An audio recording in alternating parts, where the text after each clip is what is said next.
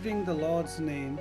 My name is Anthony Emmanuel. Today's video is about the Swedish cartoonist Lars Vilks, who died in the car accident on October 4, 2021. The reason for making this video is that some Muslims sent me the videos of his death. Those videos are all over the world on YouTube and regular TV channels. The Muslims are celebrating his death. In 2007, he created cartoons of Muhammad, because of which the whole Muslim community was very upset with him. He was attacked many times but got saved anyhow. He met with an accident on Sunday, October 4th, 2021. The investigation is still going on. Muslims think that the cartoonist Lars Wilks has been punished for what he did. If that is so, then why did Allah take so much time to kill him since 2007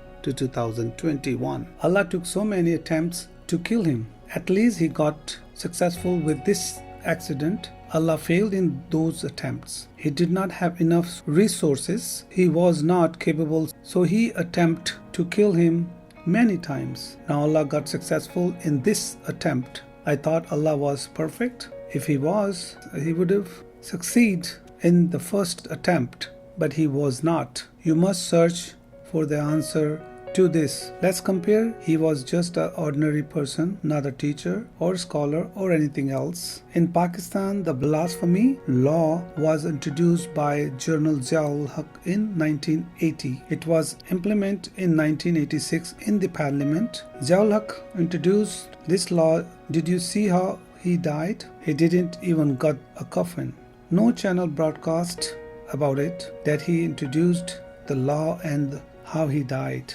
Did anyone think about it? But when an ordinary person died, the whole world celebrated his death. Take Ahmad Didat's death as example. I even mentioned him in my previous videos. He was a famous scholar. When he went from India to South Africa in the 70s, the only thing he did was talk about Quran, Islam, Quran, Muhammad, Islam, Quran, Muhammad and Islam. He did nothing except that. But look at his death. He could not get up from the bed for 9.5 years. Brother and sister, he was a preacher, teacher, scholar, believer of Allah, but he died such as horrible death. And Ziaul-Haq, who brought the law 295B and 295C, you all are comparing them with an ordinary person. It is such an awful thing in Islam that people go after each other for murder. Murder is an act of Satan. Fighting is an act of Satan. Loving is a good act. But Islam only teaches to kill and fight each other and nothing else other than that. Let's read some references. Whenever we talk, we give references from the Quran and Hadith. These verses are quite lengthy, so I cannot read the whole verses because of the shortage of time. People don't usually watch lengthy videos, though I will briefly explain the verses. So I will only give the relevant information so that more people shall watch it, but you still can read those verses by yourself. Sahih al-Bukhari 25:10. It is written that Muhammad asked, who would kill Ka'b bin al-Sharaf as he has harmed Allah and his apostle? Muhammad bin Maslama said, I will kill him. So he went to Ka'b bin al-Ashraf with an excuse for asking for a loan. He couldn't kill him first time, so he made an appointment to come back to him next time. So he and his companions came to him the second time and murdered him. Then they went to the Prophet and told him about the murder as he had ordered. So this was Sahih al-Bukhari 25:10. Muhammad asked for to be murdered. Let's see now the second reference, Sunan Abu Dawud 3000. According to this verse, bin Malik al-Ashraf, who was Jewish, used to hurt Muhammad and his companions and provoke the disbelievers of the Quraysh against him. Allah revealed to Muhammad that the disbelievers will bother and hurt you, but you must be patient and fear of Allah. But Muhammad did not obey Allah, and he ordered Sa'd bin Muda to send some people to kill him. He sent Muhammad bin Maslama and killed him. When they killed him, they informed Muhammad and the Jewish and and the polytheists were threatened. Brother and sister, even in Sunnah Abu Dawud 3000, Muhammad ordered to kill, and after that non-Muslim were scared and nervous. This is what Muhammad used to do. There are many more such verses in the Hadith, but considering the time, I won't be able to mention all of them. There's a blasphemy law in Pakistan. Because of this, non-Muslim cannot argue about Islam or Quran. And if they try to do it, the people will kill them. If not, they will be arrested under the blasphemy law. They will be tortured because of no one is ready to argue about it. If they do, they'll start having problems. Those people would come after their family members. They start having many troubles if they argue in countries like Pakistan. But if we see in India, Zakir Naik tried a lot, but today he cannot go back to India. A Muslim dare say anything over there. The way you don't let us speak anything over here in Pakistan, in the same way a Muslim is not allowed to speak against their religion. The actors or any superior personality, all of them have their mouths shut. They clear themselves in a very diplomatic way because they know that the Hindus will not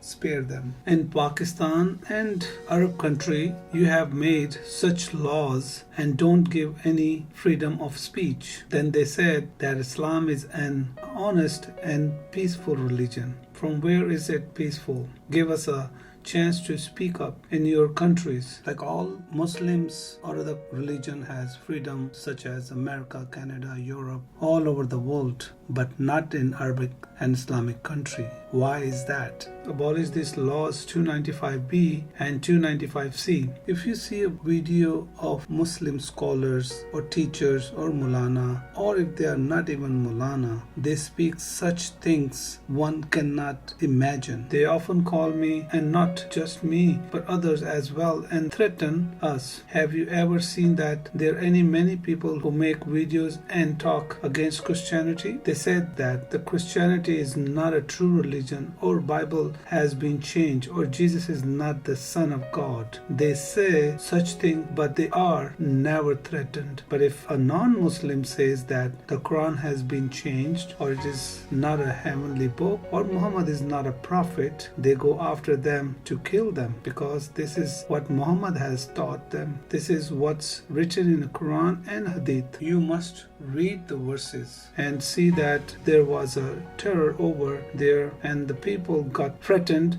and went to Muhammad. Even today, the fight for non-Muslim is there all over the world, especially in Muslim countries. They fight them, they kill them. This is what Muhammad used to do, and this is what is happening in Muslim countries today. As I mentioned, the Islam came upon the basis on the sword, and Christianity came upon the basis of love. In this world, only love. I'll tell you a short story about a friend of mine. He's a Sardar. I had a conversation with him 6 or 7 years back. He said Christians are terrible and stuff like that. I asked what happened. He said evangelists are converting people into Christianity in India. I asked how were they doing it? He said they are feeding them, giving them money, and with love. I said they are doing all this with love. They are helping them with love. Whatever they are doing with love. Christianity is not like Islam. Islam is full of lies and compulsion. Marriages are done by compulsion. If someone doesn't listen to them, they simply kill them, they threat them. See the difference? So he got confused. You see the difference between Christianity and Islam. I must tell one thing to my Muslim brother and sisters. They say Allah is number one. Allah was never number one, and He never will be. Christianity has always been number one, and it will remain number one. Brother and sister, if section 295B and 295C wouldn't exist in Pakistan, the Muslim scholars speak major things without giving any reference from the Quran or Hadith. If section 295B and 295C wouldn't exist in Pakistan, there are many Christian pastors, teachers, scholars, and debaters in Pakistan. They will give such hard time to those Muslim people.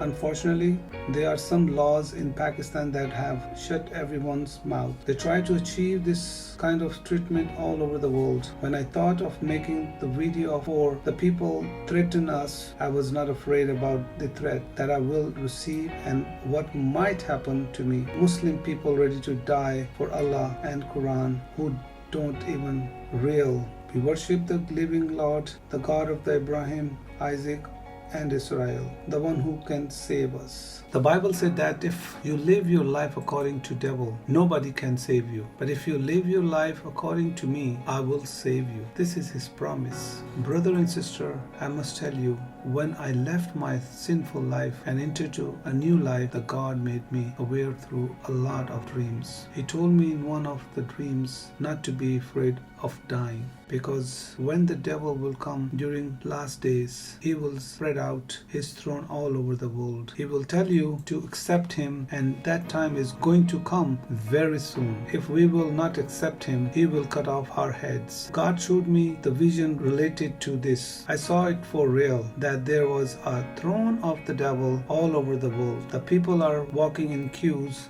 towards him. Those who will accept him will be separate, and those who will not accept him will be killed. Their head will be cut off. Couple are standing and waiting to go in the queue. The queue is very long, so it's taking time for them to reach the front. So brother and sister, when they reach the front, the wife is called upon the throne and asked if she accepts his kingdom. She said no, so she is dragged towards the place for her head to be cut off. They cut off her head in front of her husband. In the same way, the husband is asked the same question.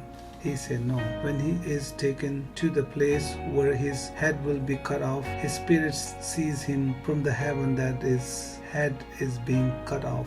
Brother and sister, when someone inflicts pain upon our body, our God drives the soul out of our bodies, so we do not have to endure the pain. This is what the God wants to tell us, that the living God is capable of doing that. Those false Allah, false Quran, and false Prophet cannot save you. Only the God of the Bible can save you. Since the time my Lord showed this to me, I don't have any fear in the world about dying, because my Lord is with me. In the end, I would like to request you all to like my video, subscribe to my channel, share it, and press the bell icon to see my latest videos. God bless you.